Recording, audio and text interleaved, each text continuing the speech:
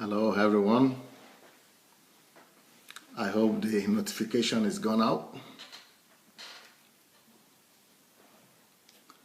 Okay, are you there? Is anybody gotten the message already? Okay, welcome. Good evening everyone. Good evening. Good evening. You are all welcome. Wow, Bosefaya Jola is the first one today. Ibrahim Adeleke Adebowale Omolabake Dora Kike Adedamola Ludovic Volker Cecil Esther Benofore Fleur Lola Sharonke Vida Obia Ojimadu Blessings Nero Kolawale Eric Lindo Blessings Justine Natalia Valentinovna right Tiger Depre Olukayode Lola Faye Blessing Lua Jonathan Opong Butari. Wow. Timak T-Press, Shoninke Ture, Shima Ajoku, Anissa, Charles Smith, Olusegun, Adeleke, Beati Muller, Roxatish.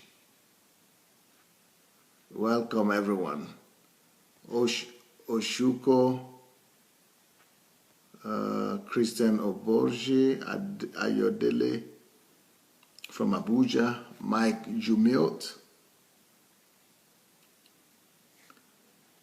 Onihale Oluwatose, blessings. Now, every one of us that have come in, please, will you go and share the link? Let's go share the link, please, if you don't mind. Let's go share this link. It will help somebody. Please go share the link. I'm calling on everybody that we should go and share the link, please. Go look for your share button. Go and look for your share button and let's share the link, please.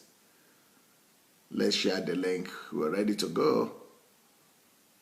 So let's go and invite our friends and share the link. Then we'll be ready to go. The topic for today is your first step. Your first step into financial freedom. Saving. Your first step into financial freedom. Your first step into financial freedom. Savings. Savings. So savings is your first step into financial freedom, my friends. So we're happy to welcome you. I think this is I'm going to begin to give you the practical steps of how to come to financial freedom and how to gain your financial independence. The process is beginning full time now. So tonight is when I'm beginning to tell you step by step what you're going to do and what you can do to come out of your financial predicament and to gain by start with saving. You must start with saving. Okay, so savings is the first thing that you must learn to do and to master if you want to ever enjoy abundance. If you want to ever enjoy financial freedom and financial liberty, you must learn to save. Saving money. You must learn to save. You must learn to save money. So, and one thing about saving is that you must make it a culture. Actually, saving is a habit. Is a habit. So you must make sure that you develop the habit of saving. You must make sure you develop the habit of saving. You know, there are good habits and there are bad habits. There are dangerous habits, and there are, beneficial habits. So saving is one of the most beneficial habits you ever developed. So I want to encourage, I want to say, for anybody that must be financially free, he must save, and not just save when he's not rich yet, or when he's not prosperous, or when he's just starting. You must learn to save when you are starting, and because you will need to keep on saving when you already have money, and you will still need to keep on saving when you are already rich. You will still need to keep on saving when you are super, dirty rich. Everybody that must be rich, everybody that must prosper, will need to learn the art of saving, the art of saving. So, and it must be a culture. You must develop it as a culture in your own personal life, and you must develop it as a culture into your family. So the culture of saving must be something that you practice in your home. It must be something that you practice in your family. It must be something that you practice with your family members and people that you live with. It must become a culture.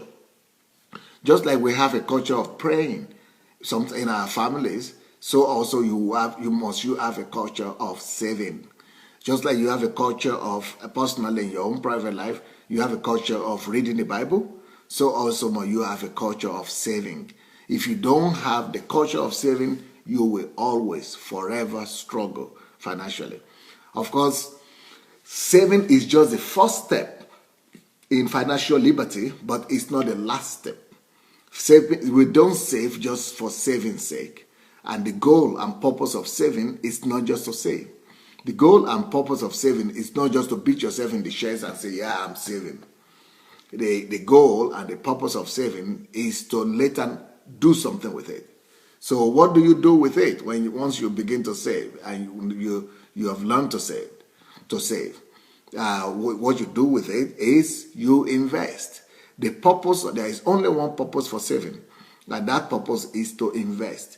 The purpose of saving is to invest. So saving is for investment. Saving is not for bragging. Saving is not for just for it to be a culture and just keep it on your own. No, saving is for investment.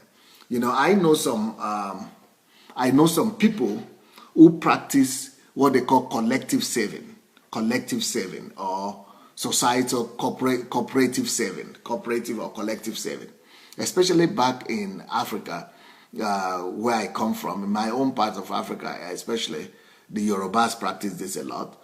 That is, they come together as a team, or let's say neighbors come together, or friends, especially housewives do this a lot. Let's say we have a village. In our village, for example, we have a village of maybe 50 or 100 families. Only about 40 or 45 households, but let's say 100 families. So all the women in these families come together, the housewives come together, let's say there are 100 of them, and they come together, and the women have their women's club. And one of the main things they do in women's club is to put together some money every month. So what they do is that everybody contributes some amount of money every month. That is to say, let's say they contribute, just for the sake of illustration, let's say they contribute $100 each. So every person brings $100, and let's say there are 100 people. So there are 100 of them. So the first month, when all these 100 people bring $100 each, and if 100 people bring $100, that is 10,000. That's $10,000. So that particular month, one of the members of that community or of that fellowship or that cooperative, one of the team members, one of the 100, takes all the $10,000, and then they go and use it for whatever they feel like using it. Then the following month, when they all come together again, another member of that team takes the $10,000. Then, until it goes around.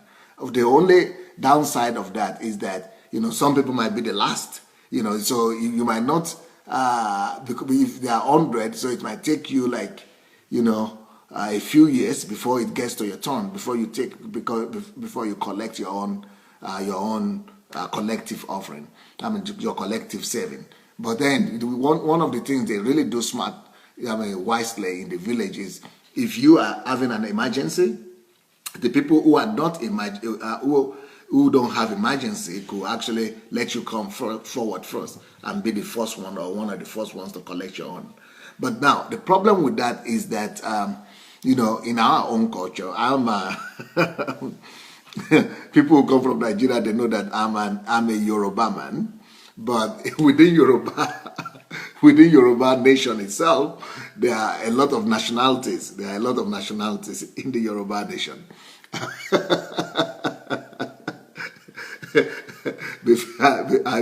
I'm not in a hurry to mention my nationality or my ethnic group among the Yoruba nation, because almost all Nigerians, of course, all Yorubas know this. It's a kind of notorious people group that I come from. Not too many people. Not too many people respect that people group, but because they are notorious for some things. And one of the things that they are notorious for, which might not necessarily be true, which might not be the right thing. Wow, Patrick Imafidon, how are you? Nice to see you. Thank you for coming on. Well, one of the things that we are notorious, that my people group where I come from, the ethnic group is notorious for, is that they so someone is writing the Timakti praise is mentioning my people group, my ethnicity is called Ijebu. So I'm an Ijebu man. Now, one of the things that Ijebus are, they're actually notorious for various things. One of the things they are notorious for is that they are very stingy. But and I used to be concerned about that, and I used to say, okay, why are they stingy? Maybe I need to change. I need to fight against that. But it was when I grew up that I discovered that actually it's not stinginess, because that is what they call it, in the local people call it. But what they actually had is shrewdness. Because I saw it in myself. Okay, someone is saying that you cannot separate the Shepu man and money. He said you cannot separate the Shepu man and money. Okay, someone is saying Jebus are economical. Yes, well, one thing is that it is not that they are stingy. It is actually because they are economical. It is because they are shrewd. And it was later on that I discovered that. I didn't quite discover this on time. But it is because, it is when I was growing up and I began to see all the people around me, they are actually not stingy, but they are shrewd. They are not stingy, but they are frugal. They are not stingy, but with the local people and our neighbor Yoruba people, they sometimes we just use general terms and to criticize, and people, ethnic groups like to smile and laugh at each other, and sometimes. So this is one of the areas where they laugh at the not Yoruba people, at the Ijebu people. But so this is just one area where Ijebu people are notorious. But this is not what I'm going to talk about today, about the fact that they are always with money, and because of their shrewdness, they have a reputation of being hard with money, that is stingy. But that's not what I'm talking about. There are other two areas where the Ijebus are notorious for. One of the areas where where Ijebus are notorious for is in the sense that people think that Ijebu people are very strong in black magic. They are what do you call it? Diabolical. People think they are diabolical, and they are very strong. They have their feet buried in occultism. Well, that is why people get surprised. If people really know this tribe, they get surprised that someone like me, I'm an Ijebu man. How can you be an Ijebu man, a pastor? That's a very rare thing. That's a very rare thing with the Ijebu people to become gospel carriers. But there are a lot of them now. Things have changed. Maybe they used to be diabolical. Yeah, but when I was already growing up, we were going to other places now. People were going to other places to look for black magic, actually. But, things have changed. Thank God the gospel has come. But that's even not the other notorious part of Ijebus that I want to talk about. And someone has already guessed right. Kike is saying, party, yes. My people, the Ijebu people, one of the the third notorious, well, the third thing they are notorious for is that they like to enjoy themselves. Oh, they like to party. I tell you that one. They like to party like crazy. They like to gyrate. They like to go to party. They can use their last money to organize a party. And they will use any reason to organize a party. They will go out and organize a party for anything. If they give birth to a child, they are organizing a party. If somebody died, they are organizing a party. If somebody went, they are organizing a party. If you got a good job, they are organizing a party. If you build a house, they are organizing a party. If you have Christmas, they are organizing a party. If you have Muslim festival, they are organizing a party. No matter what is going on, they are groovers. They are organizing a party, which is, not a good thing, because it's worldliness, the spirit of worldliness, the spirit of pleasure in the flesh is so well developed in my part of the country. And when you are coming from that kind of culture, so it's still very interesting. How could they combine, pleasure in the culture, the flesh, pleasure in the flesh, and living for the flesh, and enjoying themselves and going to party? How could you combine that with stinginess? How do you combine that with, because when they go to parties, they spend a lot of money, and because they always have money, but so they live a life of celebration, but then they still have money. They live a life of celebration and they spend a lot of money, but then they're still shrewd for some reason. It's unbelievable for them. Unbelievable. They're still frugal despite that. Maybe that's why they needed to be frugal, because it's because they needed to be frugal because they need the money for the party, and that's why they're economizing. And anyway, well, but what I'm trying to say is that the point I'm making, you remember I told you in the beginning that they had a good tradition in Nigeria and in the part of country that I come from, the Yorubas generally, that they have collective saving. They have collective saving. So the collective saving, like I said in my own village, is that all the women, and maybe the men do that also, but I didn't grow up with men in my family. I grew up with my grandmother, and I know that she used to do that, and she taught me to do that as well. So I used to do that too. So what happened is they will come together, put like $100. 100 women will come together, put like $100 every month, and then they go around, round by round, turn by turn. Somebody is asking, is my wife an Ijebu also? No, my wife is not Ijebu. That's why they didn't want me to marry her. When my wife went to talk to her parents that she was about to marry, and as soon as they discovered that she was, I was an Ijebu person, even though we are both Yoruba, the larger Yoruba nation, they said no way, but they didn't tell her, because she was a Christian then, and I was a Christian. Even she told them he's a pastor. Even the fact that I was a pastor didn't help. They said okay, they are going to consult with their own prophets. So they went to their own church. They have some prophet in their church, and the prophet came back and said the guy himself is okay, but don't go to that family, don't go to that tribe, that family, because the family is not good. Anyway, but of course, none of them want to remember that anymore.